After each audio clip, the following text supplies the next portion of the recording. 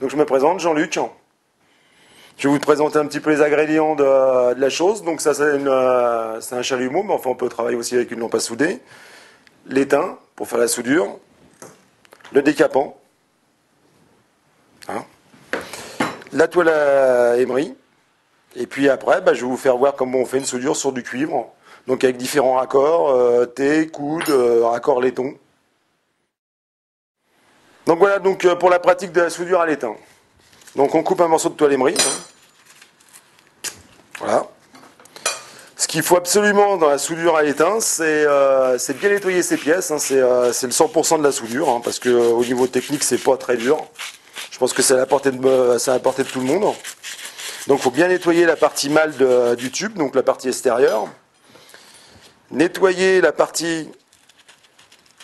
Excusez-moi, je ne vous regarde pas, mais bon. Nettoyer la partie intérieure du raccord. En faisant comme ça. Là, c'est un peu gros. Voilà. Pendant qu'on y est, on va faire les trois. Ça, c'est très important. Le nettoyage, c'est on va dire 70% de la soudure. Donc à la suite de quoi, voilà, on va mettre un tube dans l'établi ou dans les colliers, suivant le support qu'on a en face de nous. On prépare pour l'instant.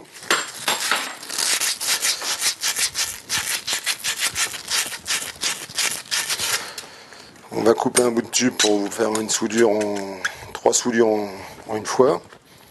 Donc ça, c'est un T, ça c'est des coudes. Et ça c'est des raccords laiton justement pour accorder les robinets, d'évier, enfin des genres de choses comme ça. Qui se soudent exactement pareil, puisqu'on nettoie exactement la même chose. Sauf qu'il faut un petit peu plus chauffer puisque le laiton est un petit peu plus dense quoi, au niveau. Hop là. Tac. Hop.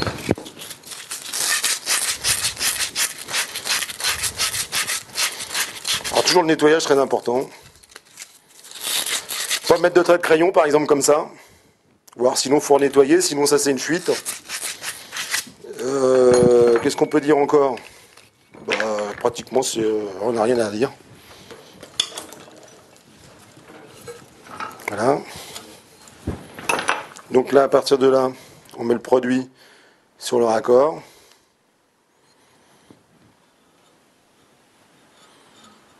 Tac.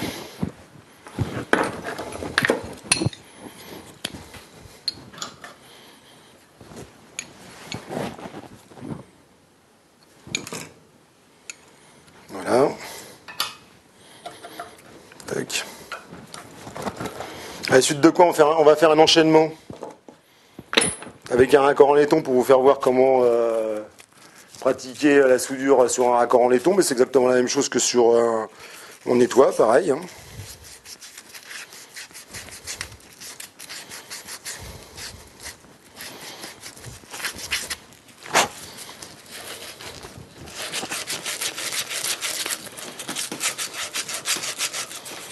Donc là, faut pas hésiter à que ça soit bien blanc si vous voulez. Je sais pas si vous voyez la différence de couleur entre là et là.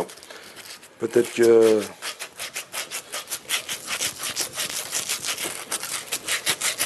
Voilà. Là, on va y en mettre un petit peu parce que là, il n'y a pas assez.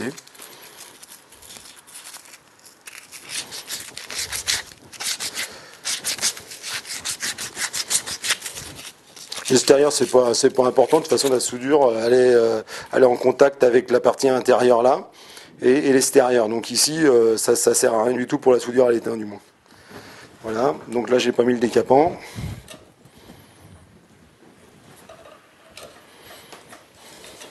Voilà. Et voilà. Donc maintenant, on va passer à la partie soudure. Donc c'est un chalumeau comme celui-là, ça c'est plus professionnel parce qu'on peut aussi faire de la brasure capillaire, c'est-à-dire avec une plus haute température.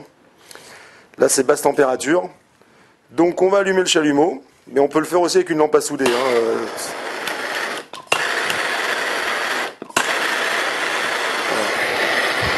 Donc on n'est pas obligé de faire, surtout sur les chalumeaux comme ça, puisqu'on peut braser avec, on n'est pas obligé de le mettre très fort comme ça.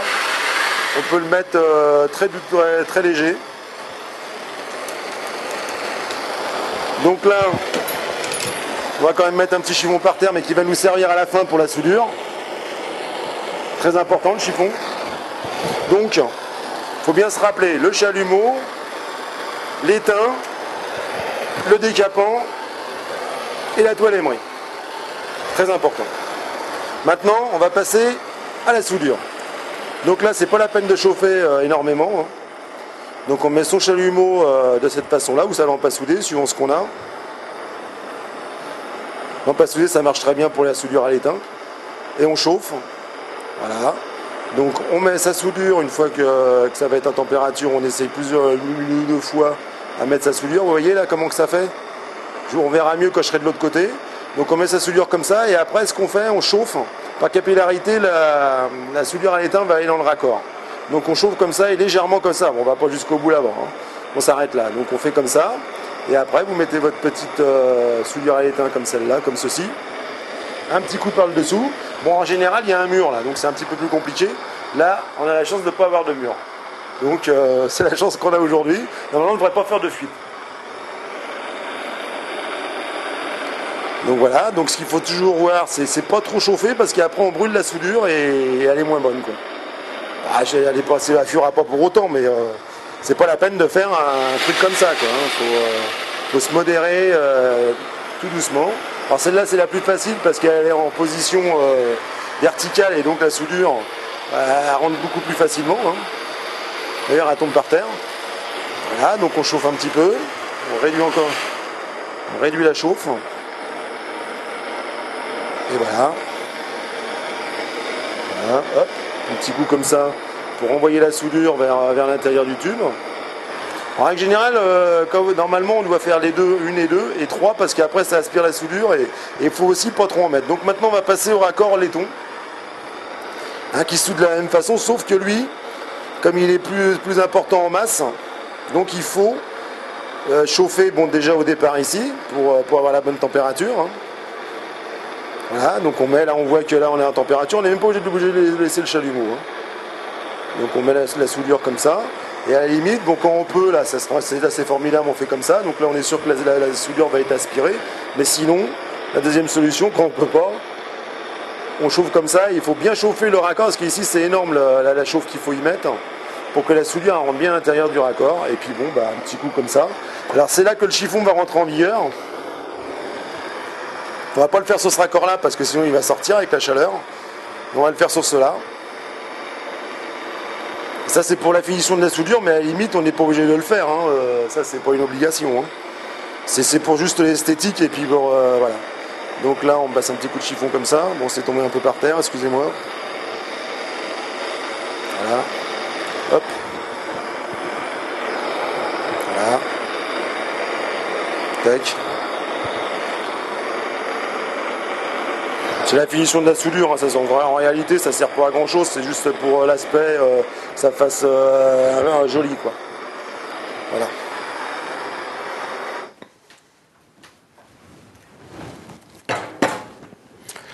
Et normalement, bon là on n'a pas la chance de le mettre en eau, mais normalement ça devrait pas fuir. Hein.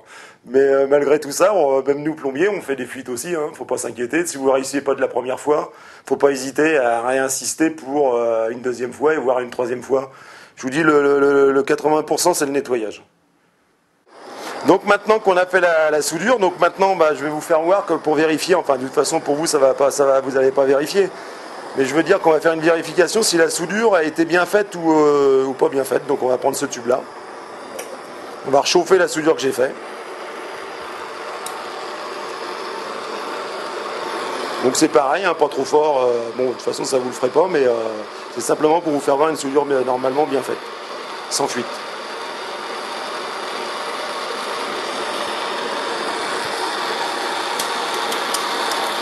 Ou si vous faites une erreur, bah, ça peut aussi vous amener à...